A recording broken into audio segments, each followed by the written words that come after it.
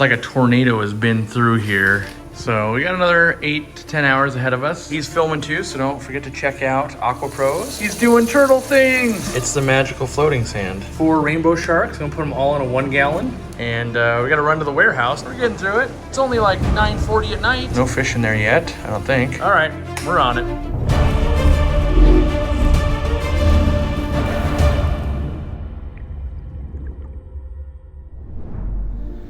All right, we're back in the fish room. It's the next day. We're working on it. Tanks are clearing up a little bit. We're still running into a little bit of cloudiness. I'm gonna show you that, and we're gonna make a decision. We don't know yet. So over here, this tank is still slightly cloudy. We did like a 300% water change yesterday. This tank, not cloudy. This tank, not cloudy. This tank, not cloudy. The difference, we think, because same sponge, same water change, same everything, same light, all of that. The only difference is a substrate. This coarse sand versus that. So maybe we swap out the substrate, which means redoing this tank again. So even though we redid it, we're redoing it again. But, you know, and so then we come down here. The next tank that has cloudiness, so super clear, a little bit of cloudiness, guess what? Sand. Super clear again, and we go all the way down. Now this one is still super clear, so we're wondering, is it because it has more plant cover? Like what's different about this sand tank than the other two? But so far, the only common denominator between the cloudiness is the sand. And so do we just swap it out going, you know what, I'd prefer the clearer water, or do we not do that? So we got another 8 to 10 hours ahead of us. You know, we've gotten, if we redo that one, we only got 1, 2, 3.5 done. If we don't redo that one, we got 4.5 done of 12. Plus the 230, plus the 800, plus the 125, so 15. Yeah. It's, we got it. We just got to keep going. Today I'm going to focus a little bit on cleaning up because it's kind of just a tripping hazard mess everywhere. It's like a tornado has been through here. If you look at the mess just everywhere. And obviously that can't stay that way. So if I organize and clean a little bit, that will help us be more efficient. But at the same time, there's so much to do. And I feel like it's warmer in here today. It's a little warmer. Yeah, a little warm. So. All right, I gotta put the camera down. Mike doesn't want to watch me just hold the camera while he does all the work. Get to work, Cory. Yeah, that's the look you want to see. So we're gonna try this waterfall thing I bought like 8 months ago. First thing we did is had it fall off the table and shatter into about 1 billion pieces. You can blame me. You can blame I said we, not you. Now we're gonna see if it even works. And the goal originally was to have it surrounded with cerulean stone and have it look like we have a natural waterfall, and that might be super cool. And so we will see, is that super cool or not, real shortly here. It says half the bag.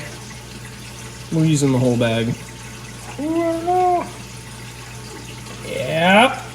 Come on. I saw some particles. That's some weird sand.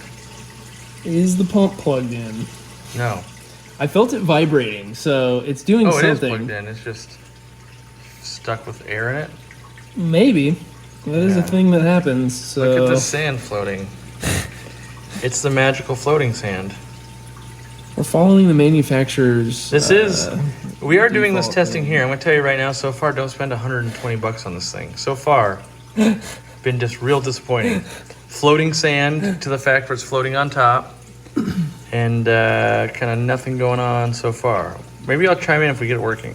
All right, so it finally started working. It kind of is doing the thing. I wonder how much of that is gonna miss all the time, you know? We know that's kind of the problem with these things, but I was hoping if you built a whole business on it, you maybe have it dialed in, you know? Yeah, I mean, this grate up here at the top looks like, in theory, should help with that a lot, right? When we did it with the 90s of PVC, that was always the thing.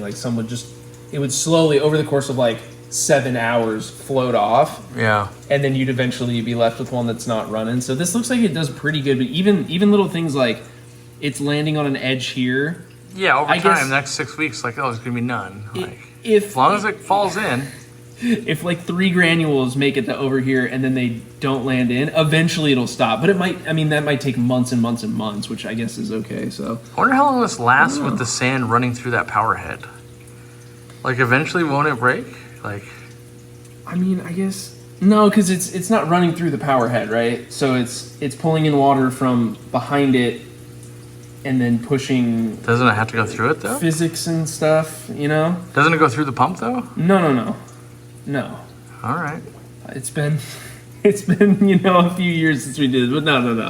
I don't think that's how this one works. I'll probably eat my words in about 20 minutes though. It looks like we're getting less in here. Like we're gonna have to put more sand. Yeah. It's right here.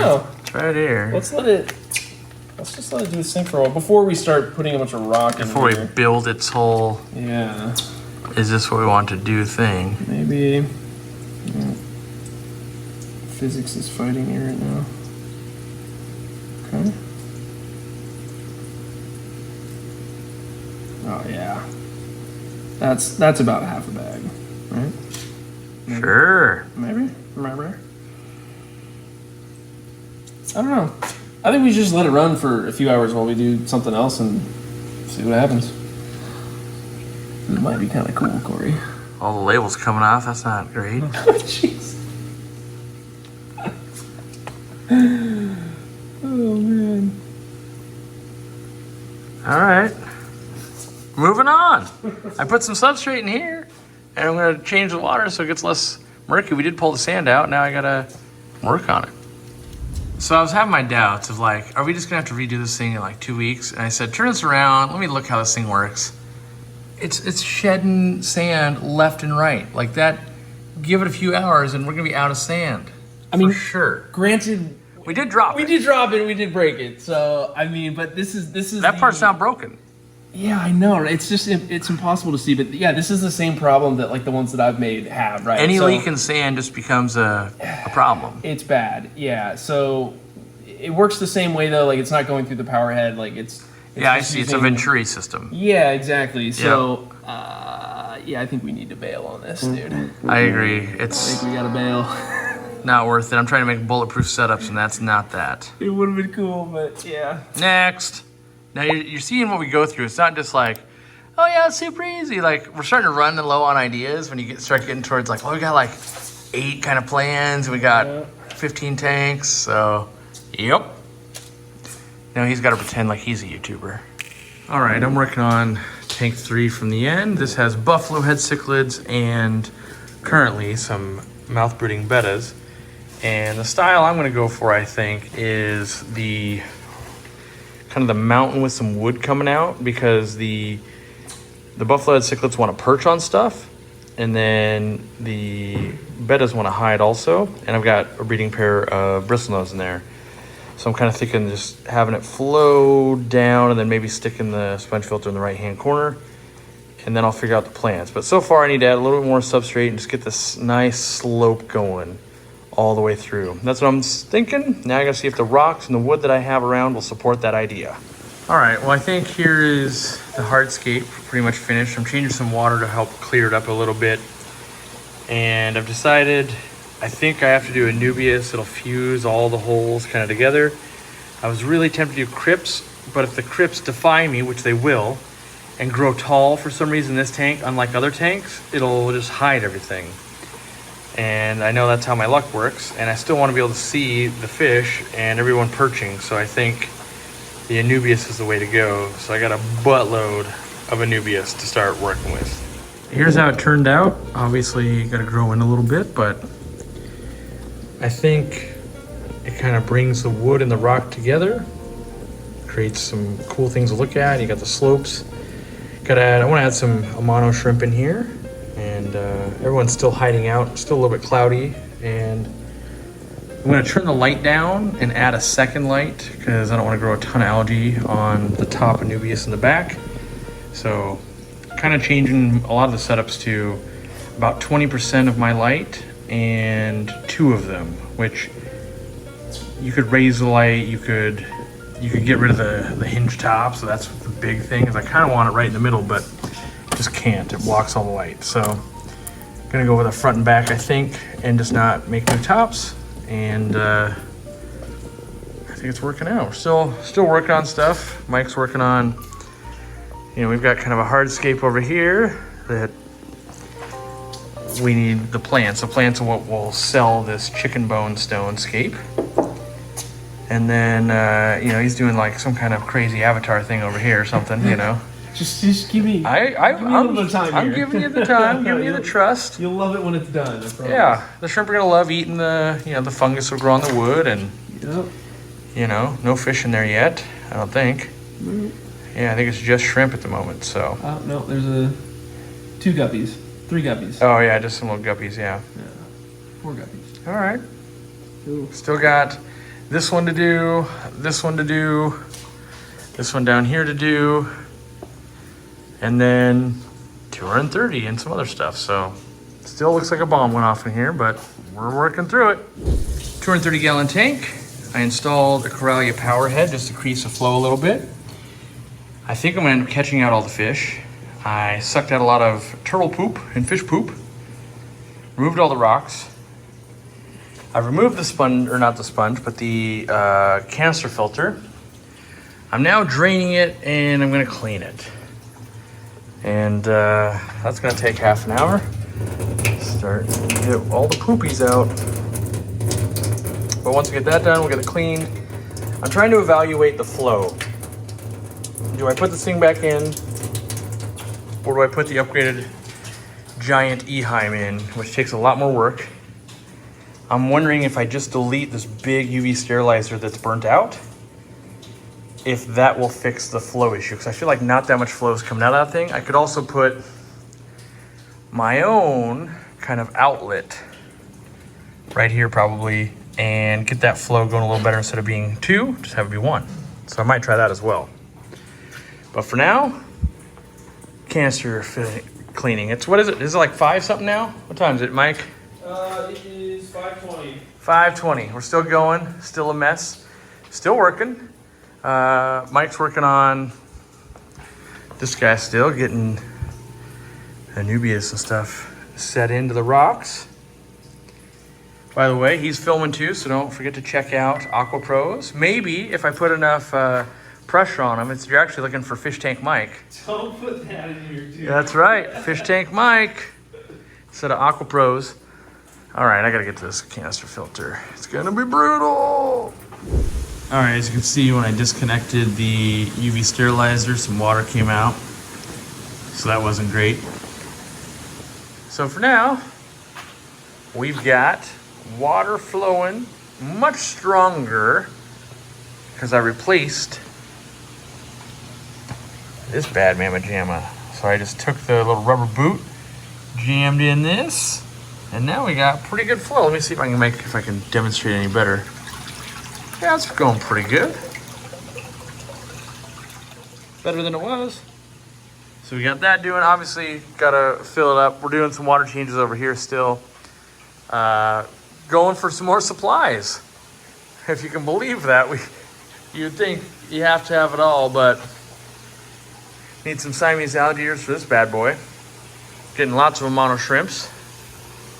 Got this looking pretty decent. All right, look at them using all the caves like they're supposed to. All right. Got a plan for this thing. All right. Got a plan for this one. This one's moving. Got this bad mamma jamma. I'm not allowed to look or touch it, I'm told. Can't even look at it. Got to get the plants. We're going to get plants out of Murphy's tank for this one. Pygmy chainsword carpet. Going to be pretty cool.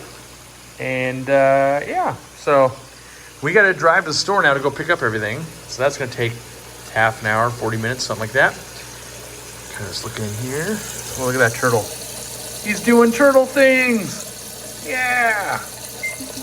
We're changing water right now, but we also made a waterfall out of the Easy Flow lift system. So that's cool. Look at this turtle. Doing turtle things. Yeah. Doing more turtle things. Eat that little baby snail. He took a bite out of it, but yeah, so we're gonna pick up a bunch of stuff. Maybe I'll chime in with anything cool I see at the store, and then we'll be back. All right, we're picking out a piece of wood for one of the tanks. Oh, you going double? I'm thinking. And then we get the die and just... Yeah, it could work. I can see that. Wash our hands of it. I picked out a bunch of, we got the Pygmy chain sword out of Murphy's tank. So he's going to sleep now. Back there, cooling down. Then we got some fish. Got some stuff from the 800 gallon. Got the flagtail Prochulotus. Haven't done one of those in probably, I don't know, 8 years. Got a bunch of Amano shrimp, big and small guys. Got like 4 rainbow sharks. I'm gonna put them all in a 1 gallon. Actually, they're going to 4 separate tanks. I know they're territorial. We've got some orange shrimp and some blue velvet shrimp and a pre-filter sponge for Elmer's tank and a big linear air piston air pump for Mike's house. So, oh, we also picked up a little bit of valve, but we got to go to the warehouse. We need more Vallisneria for the next project. So, you know, give you a quick little tour of the store. Just a little, you know, there's the plants for sale, lots of fish. My pride and joy, which is always the quarantine room. This is still what I think every fish store should promote and show off. All the fish that are ready to go. Or like right here, small Amanos overstock. Ember tetras, rummy nose tetras, neon tetras, candy cane tetras, pearl gouramis, right?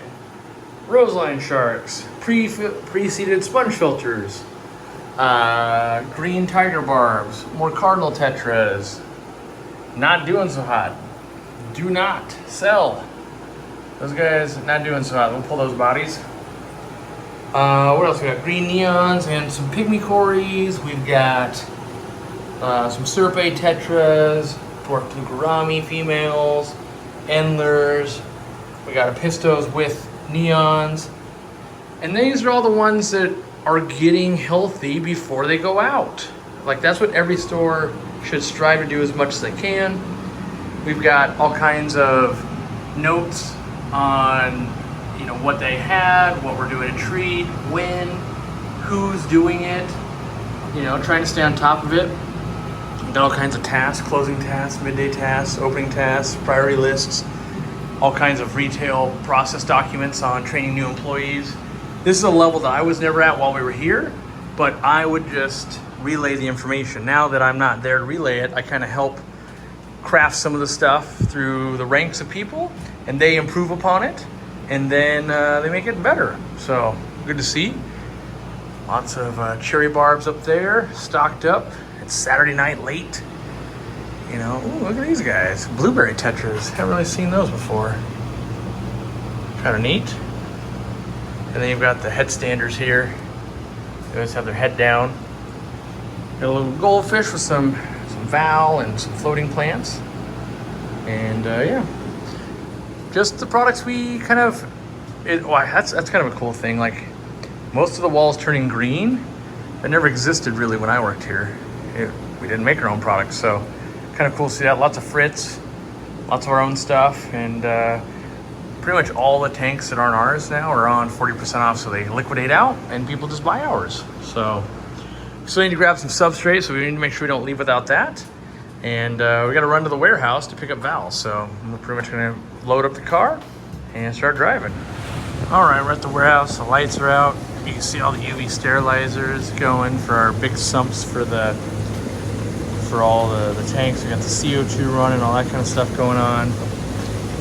And I grabbed a waste basket bag so that we can get Vallisneria for our project. So gotta go down here. Usually it's somewhere on the left. Our Ammonia, Java Fern. Here's some Vallisneria right here. And some Val right here. And Vallisneria right there. So, alright.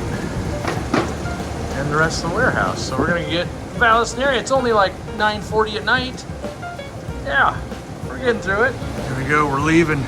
Gotta set the alarms and everything. We got our Vallisneria And we're back to go install shrimps and all kinds of stuff. And here we go. It's 10:01 and we're back. I just got to put all the fish and shrimp away. And then we're gonna retire and, I don't know, unwind, answer emails, comments on YouTube for me, that kind of stuff. For at least another hour to kind of unwind before I try to go to sleep. And we get up and we put another hurting on this place. So yeah, now I just gotta do the fish. It's gonna take a little while. All right, here we go. Watch the raccoon videos. All right, that's a good ending. Raccoon videos, and we're out. Bye-bye.